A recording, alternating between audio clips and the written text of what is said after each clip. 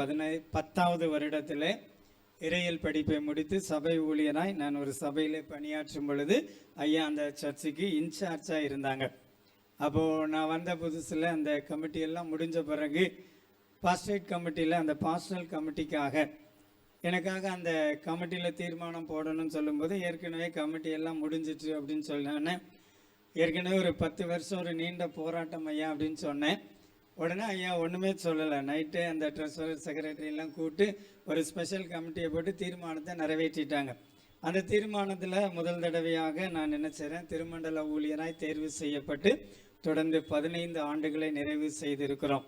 ஆண்டவருடைய பெரிதான கிருபையினாலே அந்த வருஷ செலெக்ஷனுக்கு அப்புறம் அடுத்து ஒரு 10 ஆண்டுகள் எந்த செலெக்ஷனுமே ப்ராப்பராக நடக்கலை. ஒருவேளை அன்றைக்கு அந்த ஒரு வாய்ப்பு, அன்றைக்கி சபையில் எல்லோரும் சொன்னாங்க, எங்கள் ஊரில் தீர்மானம் போட்டதே தெரியாத, எங்கள் ஊரில் எல்லோரும் 1 வருஷம் கட்டாயம் இருக்கணும்னு சொல்லி நாங்கள் லோக்கல் சர்ச்சில் தீர்மானம் போட்டிருக்கோம், ஐயா எங்களுக்கு தெரியாமல் போட்டுட்டாங்களே அப்படின்னு சொல்லி அதுக்கப்புறம் நிறைய கமெண்ட்ஸ் வந்தது. இருந்தாலும் ஊழியர்களை நேசிக்கிற ஐயா அடிப்படையில் எங்களுக்கு செய்த அந்த உதவி இந்த நாளிலும் திருமண்டலத்தில் 15 ஆண்டுகளை நிறைவு செய்திருக்கிறோம்.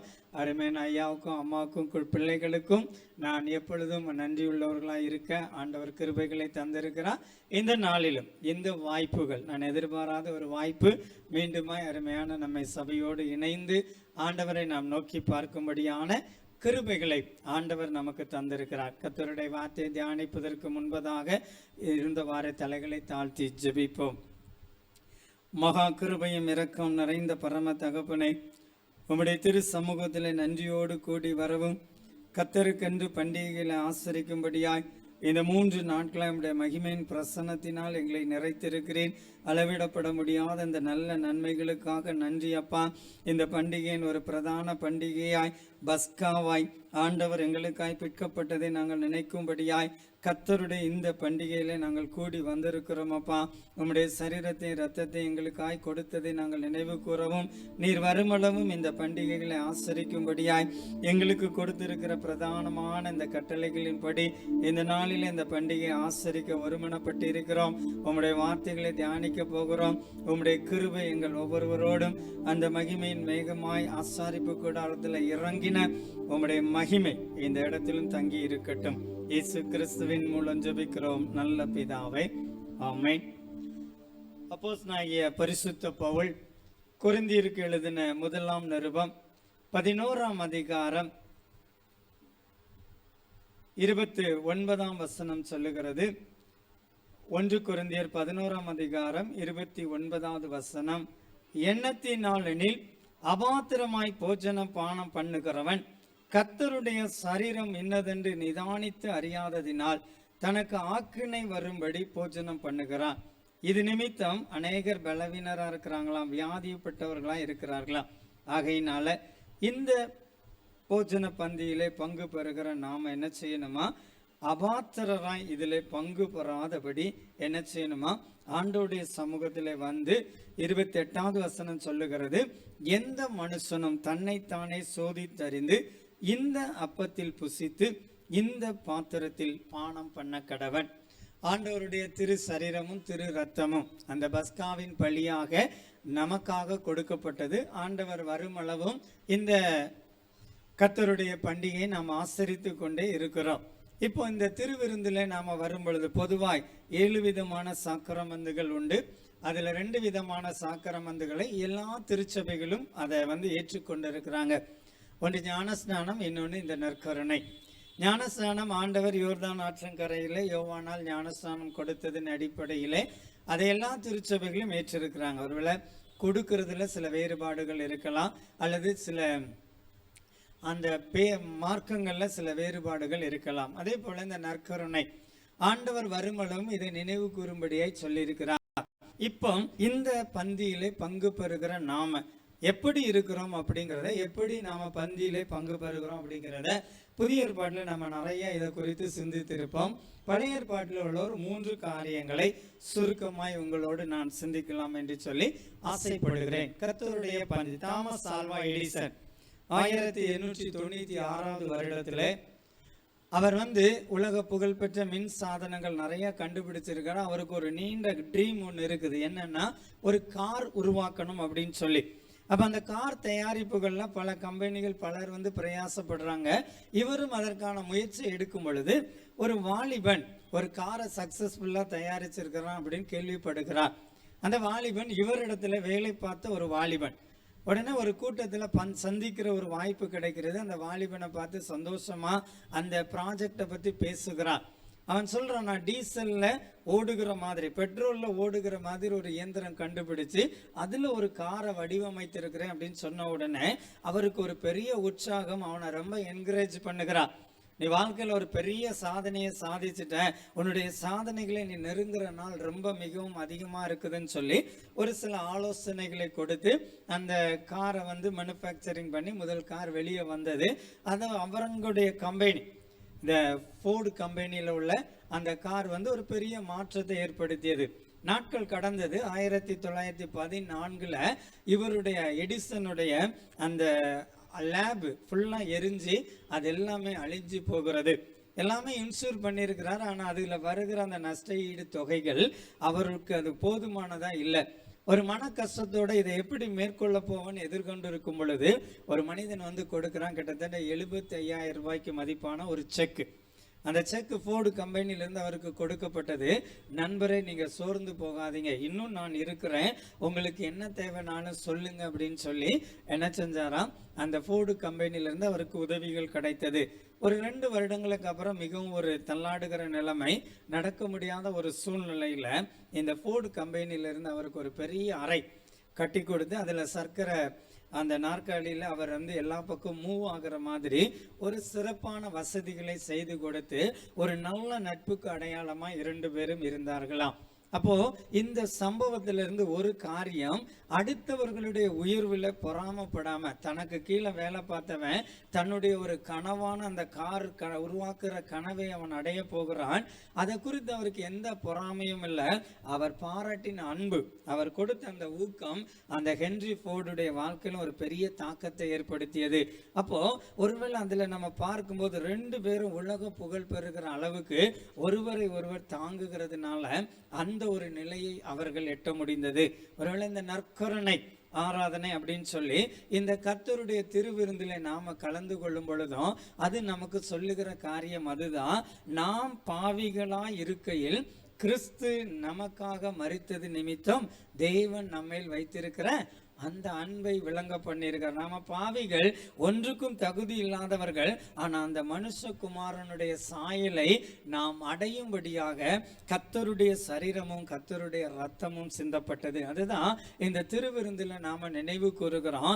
நாமும் அவருடைய சாயலை பெறும்படியாய், ஒருவேளை பாவத்தின் நிமித்தம் எழுந்து போன அந்த சாயலை பெறும்படியாக ஆண்டவர் நமக்கு என்ன செஞ்சிருக்கிறார், அந்த கிருபைகளை தந்து அவருக்கு இணையாக நம்மை உயர்த்தி இருக்கிறார். இதுதான் இந்த ராபோஜனத்தில் நாம பங்கு பெறும் பொழுதெல்லாம் நமக்காக ஆண்டவர் செய்ததை நாம நினைவு கூறும்படியாக இந்த இடத்துல வந்திருக்கிறோம். அப்ப இந்த நினைவு கூறுதல் அந்த அப்பமும் திராட்சரசமும் கொடுக்கப்படுகிறது. வேதாகமத்தில் பழைய ஏற்பாடுல ஒரு 3 சம்பவங்களை உங்கள் முன்பதாக நான் வைக்க ஆசைப்படுகிறேன். முதலாவதாக ஆதியாகமம் 14ஆம் அதிகாரம் 18வது வசனம் சொல்லுது பாருங்க. ஆதியாகமம் 14ஆம் அதிகாரம் 18வது வசனம்.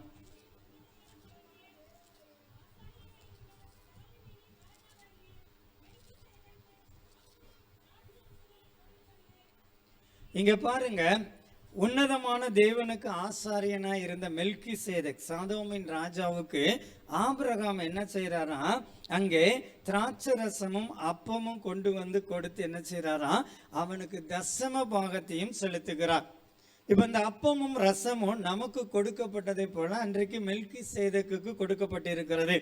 நாம் அந்த அப்பம் ரசம் கொடுக்கிறத சிந்திக்கிறோம், அந்த தசம பாகம் கொடுக்கிறத சிந்திக்கிறோம்.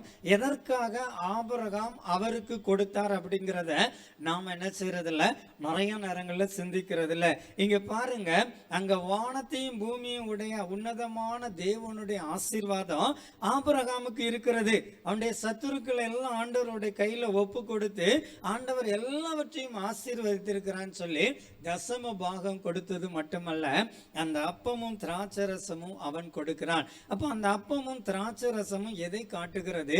அப்பம் அப்படிங்கிறது ஆதியில நம்முடைய முதல் பெற்றோர் செய்த ஒரு தவறு போஜனத்தினால வந்தது. அந்த புசிக்க கூடாதுன்னு சொன்ன அந்த கனியை புசிக்கிறதுனால அந்த பாவம் வந்தது. அதுக்கப்புறம் நோவாவின் காலத்துல அங்க ஆண்டவர் பாருங்க, ஆதியில அந்த பெற்றோரை நீங்கள் பூமியை ஆண்டு கொள்ளுங்கள் வாழ்ந்துருங்க அப்படின்னு ஆண்டவர் கொடுக்கிறார். அவங்க தவறி போனாங்க. அதுக்கப்புறம் வெள்ளத்தில் அழிக்கப்பட்டு நோவாவின் இடத்துல ஆண்டவர் பூமியின் வம்சங்களை நீங்க ஆசீர்வதிங்கன்னு சொல்லுகிறார். அந்த நோவாவும் என்ன செய்யறார்? திராட்சை ரசம் கொடுத்து வெறித்திருக்கிற ஒரு சூழ்நிலை. அவருடைய நிர்வாகத்தை பார்த்த அந்த 2-3 பிள்ளைகள் ஒருத்தன் என்ன செய்யறான்? சபிக்கப்படுகிறான். அப்ப ஆதாமால ஒரு சந்ததி சபிக்கப்பட்டது, நோவாவால ஒரு சந்ததி இந்த கானானுடைய சந்ததி சபிக்கப்பட்டது. அந்த சாபத்தை மாற்றுகிறதற்காக இங்கே ஆபிரகாம் என்ன செய்கிறாரு? அதன் அடையாளமாய் அந்த அப்பத்தையும் திராட்சை ரசத்தையும் கொடுத்து ஆண்டவருடைய ஆசீர்வாதத்தின் பாத்திரமாக அங்கே அவர் இருக்கிறதை நாம பார்க்கிறோம். அப்ப இன்றைக்கு இந்த அப்பமும் இந்த ரசமும் நமக்கு கொடுக்கப்படுகிறத நாம எதை நினைவு கூறணுமா? ஆண்டவர் இன்னைக்கு நம்ம எல்லாவற்றிலும் ஆசீர்வதித்திருக்கிறார்.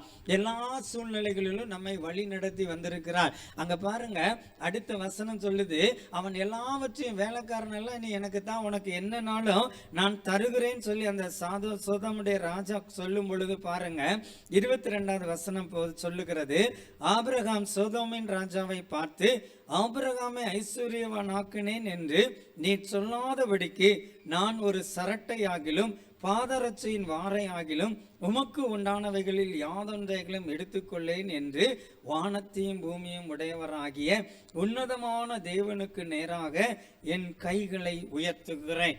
அப்போ இங்க ஆபிரகாமுடைய வாழ்க்கையில நாம பார்க்கிறோம், அந்த திராட்சரசமும் அந்த அப்பமும் ஆண்டவர் அவனுக்கு செய்த ஆசீர்வாதத்துக்கு தக்கதாக அந்த தசம பாகமும் கொடுக்கிறார். அப்படி கொடுக்கும் பொழுது அவனை ஆசீர்வதிக்க அந்த சோதோமின் ராஜா முயற்சி செய்கிறான். ஆனா ஆபிரகாம் என்ன செய்றார் பாருங்க, வானத்துக்கு நேராக தன் கைகளை எடுத்து வானத்தையும் பூமியும் படைத்த அந்த ஆண்டவருடைய ஆசீர்வாதத்தை விரும்புகிறார். இன்றைக்கு இந்த அப்பமும் ரசமும் நமக்கு கொடுக்கும்படியாய் வைக்கப்பட்டு இருக்கிறது. இதை பெற்றுக்கொள்ளும்படியாக வந்திருக்கிற நாம இன்னைக்கு நிறைய நேரங்களில் நம்முடைய சிந்தனைகள் உலக பிரகாரமான ஆசீர்வாதங்களுக்காக தான் நாம என்ன செய்யறோம்? ஓடிக்கொண்டிருக்கிறோம். நிறைய நேரங்கள் பிள்ளையாம் சொல்றான் பாருங்க, அந்த ராஜாவின் இடத்துல எவ்வளவு தங்கம், எவ்வளவு பொண்ணு, எவ்வளவு ராஜ்யம் கொடுத்தாலும் ஆண்டவர் சொல்லுகிறத தான் நான் சொல்லுவேன் சொல்லுகிறான். ஆனா அவனுடைய சிந்தைகள் என்ன செய்யுது? இதெல்லாம் நமக்கு கிடைச்சா ஒரு நல்லா இருக்குமேன்னு சொல்லி ஆண்டவருடைய சித்தத்தையே அவன் மாற்றுகிறதுக்கு முயற்சி செய்கிறான். இன்னைக்கு நிறைய நேரங்கள்ல நம்முடைய வாழ்க்கையில இந்த பந்தியில நம்மை நாமே நிதானித்து பார்க்கணும்னு சொல்லி அங்கே அப்போஸ்தலனாகிய பவுல் குறிப்பிடுகிறார். அப்ப நம்ம நிதானித்து பார்க்கணும்னு சொன்னா இன்னைக்கு நாம யாரை சார்ந்திருக்கிறோம்? அந்த அப்பமும் அந்த ரத்தமும் நமக்கு கொடுக்கப்படுகிறது. கிறிஸ்துவின் சரீரம் கொடுக்கப்படும் போது நாம அதுல பங்கடையும்படியாக உலக பிரகாரமா என்ன ஆசீர்வாதங்கள் இருந்தாலும் ஆண்டவர் மட்டும் போதும் என்கிற ஒரு முழுமையான அர்ப்பணிப்பு. நீர் எவ்வளவு தந்தாலும் இவ்வளவுக்கும் அங்க சுத்தி பாத்தீங்கன்னு சொன்னா அங்க ஆபிரகாம் நிறைய யுத்தம் பண்ணியிருக்கிறார். அந்த யுத்தத்துல எல்லாரும் எதிராக இருக்கிறவங்க எல்லாம் இவருக்கு எதிராக திரும்பக்கூடிய ஒரு சூழ்நிலை வரும். அப்போ இந்த சோதோமின் ராஜாவுடைய ஒரு பாதுகாப்பு இருந்தா அவருக்கு ரொம்ப பிரயோஜனமா இருக்கும். அதனால அந்த ஆட்களை கொடுத்துட்டு அவருடைய பாதுகாப்பை கேட்டு அந்த பாதுகாப்புல இருந்திருக்கலாம்னு சொல்லி ஆபிரகாம் யோசித்திருக்கலாம். அதை விட உன்னதமான தேவனுக்கு நேராக என் கைகளை விரிக்கிறேன் அப்படின்னு சொல்லுகிறார். இன்னைக்கு ஆண்டோடைய சமூகத்துல நாம வந்திருக்கிறோம். மனிதர்கள் ஒரு நேரம் நமக்கு உதவலாம், சில நேரங்களில் நம்ம உதவி செய்கிறத சொல்லுகிறவங்க அவங்களுக்கும் அந்த சூழ்நிலைகள் என்ன செய்யலாம்? இயலாமல் போகலாம். ஆனா ஆண்டவர் சொல்ல ஏசாயா 49:19 ஆண்டவர் சொல்லுகிறார், தாய் தன் பாலகனை மறந்தாலும் நான் உங்களை மறப்பதில்லைன்னு சொல்லுகிறார். அடிமைகளா இருக்கிறோம் ஆண்டவரே, எங்க வாழ்க்கை எப்போ மாறும்? அந்த பெற்றோர்லாம் கண்ணீரோடு இருக்குமோ? ஆண்டவர் சொல்லுகிறார், மலைகளை எல்லாம் பாதையாக்கி பள்ளங்கள் எல்லாம் உயர்த்தப்பட்டு அதுல நடந்து போகிற மாதிரி உன் ஜனங்கள் எந்த தேசம் பால்பட்டு இருக்குதோ அந்த தேசத்துல உன் பிள்ளைகள் வளர்ந்து பெருகி அவங்க இடம் கொள்ளாமல் இருக்க மட்டும் என்ன செய்ய போறேன்? அந்த தேசத்தை நான் ஆசீர்வதிக்க போகிறேன்னு சொல்லுகிறார். அப்ப இன்னைக்கு நாம எந்த ஆசீர்வாதத்தை விரும்புகிறோம்? மனிதர்கள் மூலமாய் வருகிற ஆசீர்வாதமா அல்லது உலக பிரகாரமான ஆசீர்வாதங்களா அல்லது எந்த சூழ்நிலைகளும் பரத்துக்கு நேராய் நம்முடைய கரங்களை ஏறெடுத்து ஆண்டவர் கொடுக்கிற அந்த ஆசீர்வாதம், ஆண்டவர் கொடுக்கிற ஆசீர்வாதம் தான் என்ன செய்யறாரா, வேதனையை கூட்டார்னு வேதம் சொல்லுகிறது. அப்ப இன்னைக்கு நாம எந்த காரியங்களை வாஞ்சித்து ஓடுகிறோம்? அப்ப இந்த திருவிருந்தில் கலந்து கொள்ளுகிற நமக்கு இந்த அப்பமும் இந்த திராட்சை ரசமும் ஞாபகப்படுத்துகிறது என்னது, முழுமையான ஒரு அர்ப்பணிப்பு. எனக்கு எதுவும் தேவையில்லை, அந்த ஆண்டவர் இருக்கிறார். உலக பிரகாரமா நீ எந்த ஆசீர்வாதத்தை கொடுத்தாலும் அது எனக்கு என்னதில்லை, பூரணமானதில்லை அப்படிங்கிற ஒரு மனநிலையிலே ஆபிரகாம் இருக்கிறார். அதனாலதான் இன்னைக்கும் நாம் என்ன செய்யறோம், ஆபிரகாமின் சந்ததிகள் சொல்லி ஆபிரகாமுடைய விசுவாசத்தை இன்றைக்கும் மெச்சிக்கொள்ளக்கூடிய ஒரு கிருபைகள் இருக்கிறது. இந்த ரசத்திலும் இந்த அப்பத்திலும் பங்கு பெறுகிற நாம இன்னைக்கு ஆண்டவரே தஞ்சம் அப்படின்னு சொல்லி வந்திருக்கிறோமா? எல்லாவற்றின் மத்தியிலும் கர்த்தருடைய ஆசீர்வாதத்தை நாம விரும்புகிறோமா? அல்லது உலக பிரகாரமா அவங்க அப்படி இருக்கிறாங்க, இவங்க அப்படி இருக்கிறாங்க, அவங்க சூழ்நிலைகள் அப்படி இருக்கிறதுன்னு சொல்லி அந்த காரியங்களை நோக்கி நாம ஓடுகிறோமா? அவன் ஜீவன் தப்ப ஓடிப்போன்னு சொல்லி லோத்துக்கு ஒரு வாய்ப்பு கொடுக்கப்பட்டது. ஓடிக்கிட்டே இருக்கும்போது அந்த அம்மா பாருங்க, ஐயோ நான் சம்பாதித்த எல்லா பொண்ணும் பொருளும் எல்லாம் இங்க இருக்குதே, எல்லாம் அவங்க சோதம் குமராக்கு போகிறதுக்கு முன்னாடி ஆபிரகாமுக்கு லோத்துக்கும் இருந்த அந்த மிருக ஜீவனுடைய பாரத்தை பூமி தாங்க கூடாது இருந்ததாம். அன்னைக்கு அதிகம் போனா ஒரு 40,000 பேர் உலகம் ஃபுல்லா இருந்திருப்பாங்க. இன்னைக்கு என்ன செய்யறோம், 4 பில்லியன் மக்கள் இருக்கிறாங்க, 400 கோடிக்கும் அதிகமான மக்கள் இருக்கிறாங்க. இதையே பூமி தாங்குது. ஆனா அப்ப என்ன செய்தான், அவங்க மிருக ஜீவனுடைய பாரத்தை பூமி தாங்க கூடாது இருந்ததாம். அப்ப எவ்வளவு ஒரு செல்வ செழிப்பான எல்லாத்தையும் இழந்துட்டு வெறுமையா ஓடுறமேன்னு அந்த அம்மா திரும்பி பாக்குறாங்க. அந்த உலக பிரகாரமான ஆசீர்வாதம் சோவார்ல ஆண்டவர் அவர்களுக்குன்னு சொல்லி உலகத்துல ஒரு பெரிய சந்ததிகளை உருவாக்கக்கூடிய ஒரு நல்ல ஆசீர்வாதங்களை ஆண்டவர் வைத்திருந்தார். அதை நோக்கி ஓடாம பின்னிட்டு பார்த்து அந்த அம்மா உப்பு தூணாய் போறாங்க. இன்னைக்கு நாம எந்த ஆசீர்வாதத்தை தேடுகிறோம்? அந்த திருவிருந்துக்கு வரும்போது நாம ஒன்றும் இல்லை அப்படிங்கிறத உணரணும். அந்த உணர்வு ஆபிரகாம் இடத்துல இருந்தது. நீர் என்ன கொடுத்தாலும் பரவாயில்ல, என் கைகளை ஆண்டவருக்கு நேரம் எடுக்கிறேன், ஆண்டவரை நீர் தான் எனக்கு இரக்கம் செய்யணும்னு சொல்லி ஆண்டவரை அவர் சார்ந்திருக்கிறார். இன்னைக்கு நம்முடைய வாழ்க்கையில நாம ஆண்டவரை எந்த அளவு சார்ந்து இருக்கிறோம் என்பதை நாம் ஆராய்ந்து, கர்த்தாவே உம்முடைய கரங்கள்ல எங்களை முழுமையாய் ஒப்பு கொடுக்கிறோம்னு சொல்லி ஒரு 100% அர்ப்பணிப்போட இந்த பாத்திரம் எனக்கானது, இந்த ரத்தம், இந்த சரீரத்தை பெற்றுக் கொள்ளுகிறவர்களுக்கு நித்திய ஜீவன் உண்டுன்னு ஆண்டவர் சொல்லி இருக்கிறாரே, அந்த நித்திய ஜீவனை எனக்கு தாருன்னு சொல்லி முழுமையான ஒரு அர்ப்பணிப்போடு ஆண்டவருடைய சமூகத்திலே சேரணுங்கிறத தேவன் நம்மிடத்தில் எதிர்பார்க்கிறார்.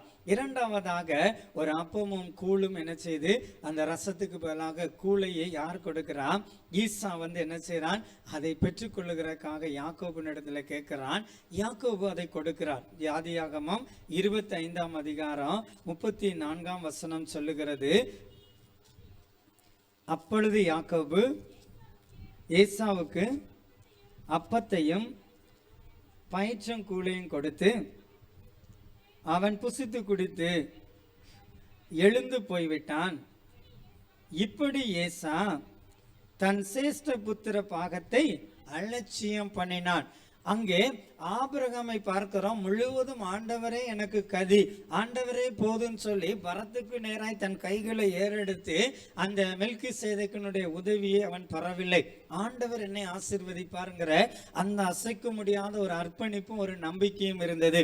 இங்க ஏசாவை குறித்து பார்க்கிறோம். இப்போ அந்த அப்பமும் திராட்சை ரசமும் யாக்கோபு ஏசா 2 பேரும் 2 சந்ததிகள். யாக்கோபு இஸ்ரவேலன், ஏசா ஏதோமுக்கு தகப்பன். அப்ப ஏதோம் இருக்கும்போது புறஜாதிகளை, அப்போ அந்த புறஜாதிகளை இன்னைக்கு நம்ம எல்லாரும் அந்த இஸ்ரவேல் அல்லாத எல்லா ஜனங்களுக்கும் இப்போ அந்த அப்பமும் இந்த திராட்சை ரசமும் என்ன செய்யப்படுகிறது, இஸ்ரவேலில் இருந்து அந்த இஸ்ரவேல் மூலமாய் புறஜாதியான மற்ற ஜனங்களாகிய நமக்கு அது கொடுக்கப்படுகிறது. அந்த ஏசா அந்த இதை பெற்றுக்கொள்ளுகிறான். ஆனா அதை பெற்றுக்கொண்டுட்டு அவன் என்ன செய்யறானா, அதை அலட்சியம் பண்ணான். இந்த சேஷ்ட புத்திர பாகம் என்னத்துக்கு, நானே சாக போகிறேன், எனக்கு இது என்னத்துக்கு அப்படின்னு சொல்லி அந்த அப்பத்தை அவன் என்ன செய்யறானா, அலட்சியம் பண்ணானா. இன்னைக்கு கர்த்தருடைய சமூகத்துல நாம கூடி வருகிறோம். ஒரு காலத்துல உண்டு அபிஷேக ஆராதனைகள், ஆயத்த ஆராதனைகள், நிறைய ஆராதனைகள் உண்டு. அந்த திருவிருந்துக்கு முந்தின நாள் என்ன செய்வாங்களா, ஆலயத்துல வந்து அட்டண்டன்ஸ் எடுப்பாங்க. யாரெல்லாம் இன்னைக்கு ஆலயத்துக்கு வருகிறார்களோ அவர்கள் தான் அடுத்த நாள் என்ன செய்வாங்க, இந்த ஆங்கிலிக்கன் சர்வீஸ் ஆர்டர்ல நீங்க பாத்தீங்கன்னா காணிக்க முடிஞ்ச உடனே ஒரு ஆசீர்வாத ஜெபம் இருக்கும். அந்த ஆசீர்வாத ஜெபம் முடிஞ்ச உடனே சிறு பிள்ளைகள் அன்னைக்கு முந்தின நாள் அந்த விஜில் சர்வீஸுக்கு வராத எல்லாரும் எந்திச்சு போயிடுவாங்க. அப்புறம் கதவு பூட்டப்பட்டுரும். அதுக்கப்புறம் கடந்த அந்த ஆயத்த ஆராதனையில பங்கு பெற்றவர்களுக்கு தான் நற்கருணை கொடுக்கப்படும். இன்னைக்கு பாருங்க, நிறைய நேரங்கள்ல அந்த கர்த்தருடைய பந்திய இந்த இரத்தத்தையும் இந்த திராட்சை ரசத்தையும் பெற்றுக்கொள்கிற நாம ஏசாவை போல அநேக நேரங்கள்ல அலட்சியமா இருக்கிறோம். துணிகரமாய் சில பாவங்களை, எங்க ஊர்ல எங்க பெரியப்பா ஒருத்தர் உண்டு, அந்த ஆலயத்தின் வாசற்படி வரைக்கும் சிகரெட்டை கப்புன்னு அடிச்சுட்டு அதை அணைச்சி போட்டு அப்படியே உள்ள வந்து என்ன செய்வாரு, நேர நற்கருணையில, ஏன்னா அப்பதான் வருவாரு, நற்கருணை முடிஞ்சோடனே காணிக்கைன்றது மட்டும்தான் அவருக்கு வேலை. அப்போ அநேக நேரத்தில் அவங்க பிள்ளைகள் சொல்லும் பொழுதெல்லாம் அவர் அதை காதில் வாங்கலை. ஒரு கட்டத்தில் பாருங்க, இந்த இடது கை திடீர்னு பலவீனப்பட ஆரம்பிச்சது. அந்த கை வந்து அப்படியே கொஞ்சம் நடுக்கம் கொடுக்க ஆரம்பிச்சது. கொஞ்ச நாள் அந்த கையை பயன்படுத்த முடியாமல் ஆயிப்போச்சு. அதுக்கப்புறம் அவங்க நல்லா வசதியாக இருந்தனால டெல்லி வரைக்கும் போய் நிறைய மருத்துவங்கள் எல்லாம் பார்த்து கடைசி வரை அவர் மறிக்கிற வரைக்குமே அது என்ன நோயினே கண்டுபிடிக்க முடியலை. அந்த நோய்க்கான தீர்வும் இல்லை. எல்லா வேலையும் இடது கையில் செய்வார். அந்த வேலைகளை செய்யும் பொழுதெல்லாம் கண்ணீரோட சொல்லுவார், எவ்வளவு துணிகரமாய் நான் கடவுளுடைய சமூகத்தில் போனேன், இன்னைக்கு இந்த கையை இருந்து எனக்கு பிரயோஜனம் இல்லையே. அதை தான் இங்க பவுலும் சொல்லுகிறார், அபாத்திரமாய் இந்த பந்தியிலே பங்கு பெற்று. அப்ப இன்னைக்கு கடவுளுடைய சமூகத்துல வரும்போது இதை அலட்சியமாய் நாம செய்கிறோமா?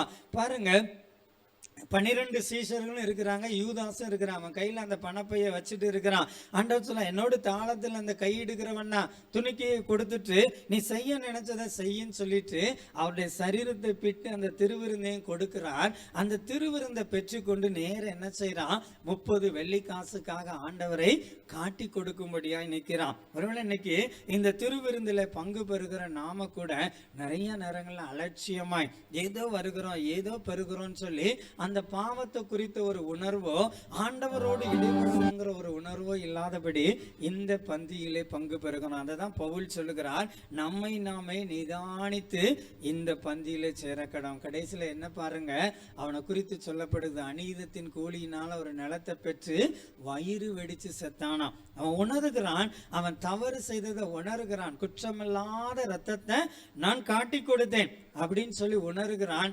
ஆனாலும் உணர்ந்தாலும் அவனுக்கான காலங்கள் கடந்து போயிற்று.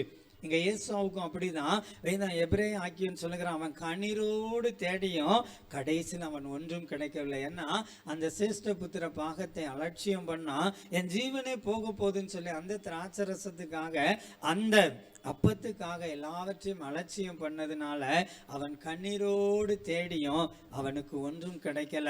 அந்த ரத்த நிலத்தை சம்பாதித்து அவன் தனக்கண்டு சேர்த்து வைத்த பிறகும் அவனுடைய இடம் என்ன செய்யப்படுகிறது, அந்த அப்போஸ்தல ஊழியத்தில் அவன் இல்லாமல் போகிட்டான். அப்ப இன்னைக்கு கர்த்தருடைய சமூகத்துல இந்த பந்தியில சேரும்படியாய் வந்திருக்கிற நாம இந்த ரசமும் இந்த அப்பமும் நமக்காக வைக்கப்பட்டிருக்கிறது. நம்மை நாமே நிதானித்து என்ன செய்யணும், அலட்சியமா இந்த பந்தியில பங்கு பெறாதபடி ஆண்டவரே, அதுக்காக தான் அந்த இதுக்கு முன்னாடி நம்ம என்ன செய்வோம், ஒரு தாழ்மையின் அறிக்கை பிரவேச ஜெபத்தை நாம ஏறெடுப்போம்.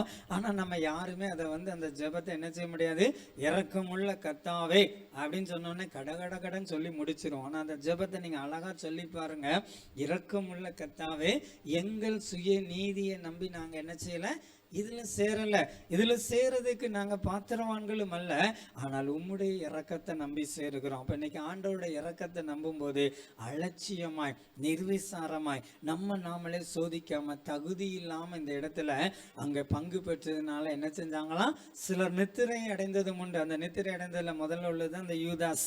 அவருக்கு எவ்வளவு பெரிய ஒரு கிருபை, எவ்வளவு பெரிய சலாக்கியம். 30 வெள்ளிக்காசுக்கு ஆசைப்பட்டு அந்த போஜனத்திலே பங்கு பெற்ற ஆண்டவர் கவலையோட சொல்றாரு, இனிமே நான் மரித்து உயிரோடு எழும்பி பிதாவின் சன்னதியில போய் இருக்க போறேன், உங்களோட நான் அந்த பந்தியில் என்ன இருக்க போகிறது இல்லைன்னு சொல்லி ஆண்டவர் பேசுகிற அந்த காரியங்கள் கூட அவனுடைய இருதயத்தை என்ன செய்யல, மாற்றல. இன்னைக்கு பண ஆசை எல்லா தீமைக்கும் வேறா இருக்கிறதுன்னு வேதம் சொல்லுகிறது. அதை இச்சித்து நாம என்ன செய்கிறோம், நிறைய நேரங்கள்ல ஓடுகிறோம், நிறைய துணிகரமாய் இந்த பந்தியிலே நாம பங்கு பெறுகிறோம். அப்போ அதை அலட்சியம் பண்ணதுனால பின்னாடி அவன் கண்ணீரோடு தேடியும் அவனுக்கு அது கிடைக்கல. அந்த பணத்துக்காக குற்றமில்லாத ரத்தத்தை நான் காட்டி கொடுத்தேன்னு சொல்லி யூதாஸ் அந்த குற்றத்தை உணர்ந்தாலும் அவனுக்கான காலங்கள் கடந்து போயிற்று. இன்றைக்கு ஆண்டவர் கிருபையா இந்த காலங்களை நமக்கு தந்திருக்கிறார். இந்த காலங்களிலே நாம ஆண்டவருடைய பந்தியில சேரும்போது நம்மை நாமே நிதானித்து நம்மை ஆராய்ந்து பார்த்து ஆண்டவருடைய சமூகத்துல முழுமையான ஒரு அர்ப்பணிப்போடு இந்த பந்தியிலே பங்கு பெறணும்னு சொல்லி தேவன் நம்மிடத்துல எதிர்பார்க்கிறார். இன்னொரு காரியம் 2 சாமுவேல் 6ஆம் அதிகாரம் 19ஆம் வசனம். 2 சாமுவேல் 6ஆம் அதிகாரம் 19ஆம் வசனம். இஸ்ரவேலின் திரள் கூட்டமான ஸ்ரீ புருஷராகிய சகல ஜனங்களும் அவருக்கு ஒவ்வொரு அப்பத்தையும் ஒவ்வொரு இறைச்சி துண்டையும் ஒவ்வொரு படி திராட்சரசத்தையும் பங்கிட்டான். பிற்பாடு ஜனங்கள் எல்லாரும் அவரவர் தங்கள் வீட்டுக்கு போய்விட்டார்கள். எங்க தாவீது கர்த்தருடைய உடன்படிக்கை பெட்டியை கொண்டு வருகிறார். அந்த பெட்டியை கொண்டு வரும்போது அவர் ஆசாரியனை போல ஏபோத்து உடையை தரித்திருந்து அங்க எல்லாரும் சந்தோஷமா அந்த பெட்டியை கொண்டு வந்து வைத்த பிறகு என்ன செய்யறாராம், ஸ்திரீகளுக்கு புருஷருக்கு எல்லா ஜனங்களுக்கும் ஒரு அப்பம் ஒருபடி திராட்சை ரசத்தையும் அங்க என்ன செய்யறார், ஒரு துண்டு மாட்டு இறைச்சியையும் அங்க என்ன செய்கிறார், எல்லாருக்கும் கொடுக்கிறார். ஜனங்கள் எல்லாரும் என்ன செய்யறாங்களாம், அதை சந்தோஷமா பெற்றுக்கொண்டு அவருடைய வீட்டுக்கு போய்விட்டார்கள். ஒருவேளை இந்த வசனத்துல என்ன இருக்குன்னு சொல்லி நம்ம யோசிக்கலாம். எல்லாரும் அவங்களுக்கு ராஜா கொடுத்திருக்கிறார் திராட்சை ரசத்தையும் அப்பதையும். இப்ப நம்ம வந்திருக்கிறோம், ஆராதனை முடிந்த உடனே நம்ம எல்லாரும் அவரவர் வீட்டுக்கு போக போகிறோம். அப்ப இதுல அங்க என்ன ஆண்டவர் சொல்ல விரும்புகிறார் அப்படின்னு சொன்னா, இந்த அப்பத்தையும் இந்த திராட்சை ரசத்தையும் பெற்றுக்கொள்ளுகிற நமக்கு நம்ம வந்தோம், இதுல பங்கு பெற்றோம், வீட்டுக்கு போனோம் அப்படிங்கறதுல நம்மளை குறித்து ஆண்டவர் ஒரு திட்டம் வைத்திருக்கிறார். இந்த கர்த்தருடைய பந்தியில சேருகிற நமக்கு இந்த திராட்சை ரசமும் இந்த அப்பமும் இந்த ஆலயத்திலிருந்து உங்களுக்கு கொடுக்கப்படுகிறது. நாம் அதை வாங்கிட்டு அந்த ஆசீர்வாதத்தை வீட்டில் கொண்டு வைக்கிறதற்கு அல்ல, அந்த ஆசீர்வாதத்தினால அநேக ஆசீர்வாதங்களை நம்மளை கொண்டு எல்லாரும் பெறணுங்கிறது தான் தேவனுடைய விருப்பம். அதை தான் எபிரேய ஆக்கியோன் அழகா சொல்லுகிறார். எபிரேயருக்கு எழுதின நிருபத்துல 9ஆம் அதிகாரத்துல அங்கே எபிரேய ஆக்கியன் சொல்றார் பாருங்க, ஆண்டவருடைய அந்த கிருபைகள். எபிரேயர் 10ஆம் அதிகாரம் 19ஆம் 20வது வசனம் யாராவது வாசிங்க. நாம் வாசஸ்தலத்தில் பிரவேசிப்பதற்கு இயேசுவானவர் தமது மாம்சமாகிய திரையின் வழியாய் புதிதும் ஜீவனுமான மார்க்கத்தை நமக்கு உண்டு பண்ணினபடியால் அந்த மார்க்கத்தின் வழியாய் பிரவேசிப்பதற்கு அவருடைய இரத்தத்தினாலே நமக்கு தைரியம் உண்டாயிருக்கிறது. இந்த 9ஆம் 10ஆம் அதிகாரத்தை நீங்க வீட்டுல போய் வாசித்து பாருங்க. அந்த பிரதான ஆசாரியனுடைய ஒரு டியூட்டிஸ் அது ஆண்டவர் அவருடைய ரத்தத்தினால எப்படி நிறைவேற்றி இருக்கிறார். ஒரு காலத்துல பாருங்க, ஆலயத்துல மகா ஆசரிப்பு ஸ்தலம், அதுல பிரதான ஆசாரியன் மட்டும்தான் போக முடியும். அப்புறம் ஆசரிப்பு தலம், அப்புறம் பொதுவா ஜனங்கள் அமருகிற இடம், அதுக்கப்புறம் பலி செலுத்துகிற இடம். அப்போ இந்த பலிகளை கொண்டு போய் ஆசாரியர்களோ பிரதான ஆசாரியர்கள் தான் அந்த மகா ஆசரிப்பு ஸ்தலத்துக்குள்ள கொண்டு போய் சேர்க்க முடியும். நமக்காக அவர்கள் தான் என்ன செய்ய முடியும், விண்ணப்பம் பண்ண முடியும். ஆனா ஆண்டவர் என்ன பண்ணி இருக்கிறாரா, புதிதுமான ஒரு புதிய ஒரு மார்க்கத்தை நமக்கு உண்டு பண்ணி இருக்கிறான. எப்படி? அவருடைய சரீரத்தினாலே, அவருடைய ரத்தத்தினாலே. இன்னைக்கு பாருங்க, இந்த பிரதான ஆசாரிப்பு கூடாரத்துக்குள்ள நாம எல்லாரும் போகும்படியான ஒரு கிருபைகளை ஆண்டவருடைய ரத்தத்தினால நாம பெற்றிருக்கிறோம். அப்போ அந்த மகா பிரதான ஆசாரிப்பு ஸ்தலம் அதை எதை குறிக்கிறது? அந்த ஆசாரிப்பு ஸ்தலத்துல என்ன இருக்குது? வானத்திலிருந்து கொடுக்கப்பட்ட அந்த மன்னாவும் துளித்த ஆரோனுடைய கோலும் இருக்கிறது. அப்போ அந்த மன்னா வெளிப்படுத்தல சபைகளுக்கு சொல்லும் போது ஆண்டவர் சொல்லுகிறார், நினைச்சேன்மா ஜெயம் கொள்ளுகிற வருகிறவன் எவனோ அவனுக்கு நான் மறைவான மன்னாவை என்ன செய்வேன், புசிக்க கொடுப்பேன் அப்படின்னு சொல்லுகிறார். அப்ப இன்றைக்கு நம்முடைய ஆவிக்குரிய வளர்ச்சியில இந்த பந்தியில பங்கு பெறணும்னு சொன்னா ஆண்டவருடைய அந்த புதிய மார்க்கத்தின் வழியா இன்னும் ஆண்டவரை அதிகமாய் கிட்டி சேரணும். அதுதான் தெய்வன் நமக்கு வைத்திருக்கிற இந்த பந்தி. இன்னைக்கு வந்திருக்கிறோம், இன்னும் பரிசுத்தமாய் ஆண்டவருடைய சமூகத்துல நாம நெருங்கி சேரணும். அந்த மகா ஆசரிப்பு ஸ்தலத்துக்குள்ள இருக்கிற அந்த மறைவான மன்னாவை பெற்றுக்கொள்ளுகிறது தான் நம்முடைய நோக்கமா இருக்கும். ஆனா ஜனங்கள் எல்லாரும் வீட்டுக்கு போய் என்ன செய்யறாங்க, சந்தோஷமா இருக்கிறாங்க. அந்த உடன்படிக்கை பெட்டிய அந்த மறைவான மன்னாவை பார்க்கணுங்கிற ஒரு ஆர்வமோ ஒரு தாகமோ யாரிடத்திலும் இல்லை. இன்னைக்கு கர்த்தருடைய சமூகத்துல கூடி வந்திருக்கிற நாம இன்னும் அதிகமாய் ஆண்டவருடைய மகிமைக்குள்ளாக பிரவேசிக்கணுங்கிறத தான் தேவன் எதிர்பார்க்கிறார். மோசேயினுடைய வாழ்க்கை ரொம்ப நமக்கு ஒரு ஆச்சரியமான ஒரு வாழ்க்கையா இருக்கும். அந்த மீதியான் தேசத்துல அந்த மலையில எரிகிற புற்செடி நடுவே பார்க்கிறான். ஆண்டவர் சொல்லுகிறார், நீ நிற்கிற இடம் பரிசுத்தமானது. ஆண்டவர் அவனோடு பேசுகிறார். அதுவே ஒரு பெரிய அனுபவம். ஆனா அதுக்கப்புறம் பாருங்க, 40 நாளா 2 தடவை போய் ஆண்டவருடைய பிஸ்காவின் கொடுமுடியில உட்கார்ந்து இருக்கிறான். ஒரு கட்டத்துல ஜனங்கள் எல்லாம் தங்களை அழித்து கொண்டாங்க. நீ இப்போ இந்த ஜனங்களை நான் அழிக்க போறேன், உன்னைய பெரிய ஜாதி ஆக்குவேன், உனக்கு என் மகிமையை காட்டுவேன் அப்படின்னு சொல்லுகிறார் ஆண்டவர். ஆனா இந்த மோசே பாருங்க, ஜனங்களுக்காக பரிதி பேசி, ஆண்டவரை என் ஜீவ புஸ்தகத்துல என் பேரையாவது கிறுக்கி போனோம், இந்த ஜனங்களை நீர் வழி நடத்தணும்னு சொல்லிட்டு அவரு அளவுக்கு ஆண்டவருடைய அந்த கோபத்தை குறைச்சிட்டு மெல்ல கேட்பாரு, ஆண்டவரை உம்முடைய மகிமையை எனக்கு காட்டுவேன்னு சொன்னீரே, அந்த மகிமையை காட்டும். அதுதான் இன்னைக்கு ஆண்டவருக்குள்ளாக புதிதாகுகிற ஒரு அனுபவம். ஏற்கனவே சூரச்செடி நடுவுல ஆண்டவருடைய சத்தத்தை கேட்டாச்சு. அதுக்கப்புறம் மேல 40 நாள் இரவும் பகலும் போய் ஆண்டவரோட உட்கார்ந்தாச்சு.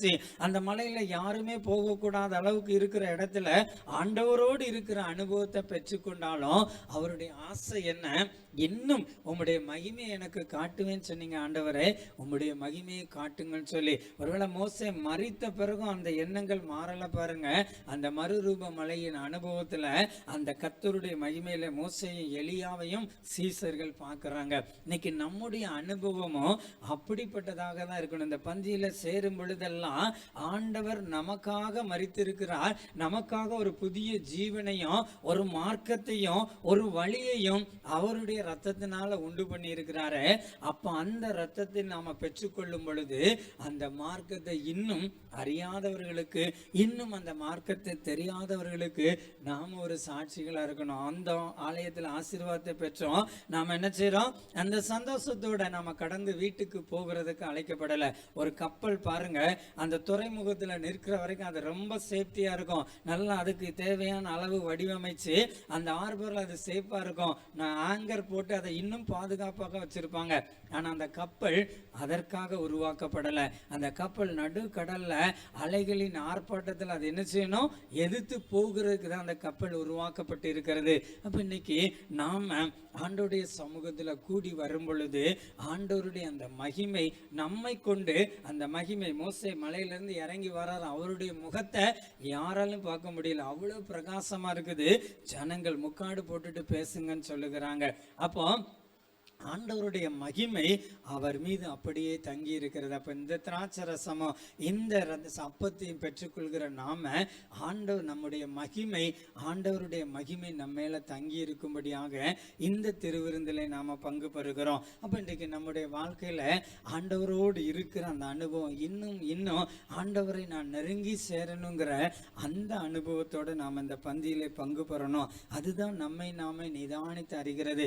ஆண்டவரே உம்முடைய மகிமை காணணும், உம்முடைய பிரசன்னத்தை நான் உணரணும்னு சொல்லி நாம முழுமையாய் ஒப்பு கொடுக்கும் பொழுது அந்த ஒப்பு கொடுத்தல நாம என்ன செய்ய முடியும். அங்கே சங்கீதக்காரன் 119 வெள்ளியும் பொன்னையும் தேடுகிறத போல, புதையலை தேடுகிறத போல கர்த்தருடைய வேதத்தை நான் என்ன செய்றேன், தேடி தேடி ஆண்டவருடைய சமூகத்தில் ஆண்டவரை தேடுகிற இந்த ஒரு அனுபவம் இன்றைக்கு நமக்கு இருக்கும் பொழுதுதான் என்னுடைய சரீரத்தையும் என்னுடைய ரத்தத்தையும் பானம் பண்ணுகிறவர்களுக்கு நித்திய ஜீவன் உண்டுன்னு சொல்லி ஆண்டவர் சொல்லியிருக்கிறார். அந்த நித்திய ஜீவனை பெறும்படியாய் நம்ம என்ன செய்யணும்? ஒரு 100% ஆண்டவரே நீர் தான் எனக்கு தஞ்சம் சொல்லி முழுமையாய் அவரை நோக்கி நம்முடைய கைகளை, எனக்கு ஒத்தாசை வரும் பர்வதங்களுக்கு நேராய் என் கைகளை ஏறெடுக்கிறேன்னு சொல்லி சங்கீதக்காரன் சொல்லுகிறான். ஆண்டவருக்கு நேராய் நம்முடைய கைகளை ஏறெடுத்து, ஆண்டவரை நம்ம கைகளை எடுக்கிறோம்னா, இப்போ யாராவது ஷூட் பண்ண வராங்கன்னா முதல்ல என்ன செய்வாங்க?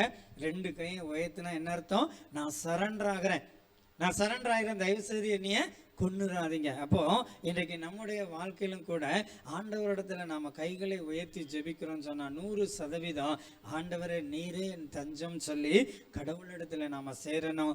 ஏசா இந்த பந்தியை அலட்சியம் பண்ணினா, தாவீதும் அவனோடு இருந்தவர்களும் அந்த பந்தியை பெற்றுக்கொண்டு அவங்கவுங்க வேலையை பார்க்க போயிட்டாங்க. ஆனா ஆண்டவர் அதற்காக நம்மை அழைக்கல.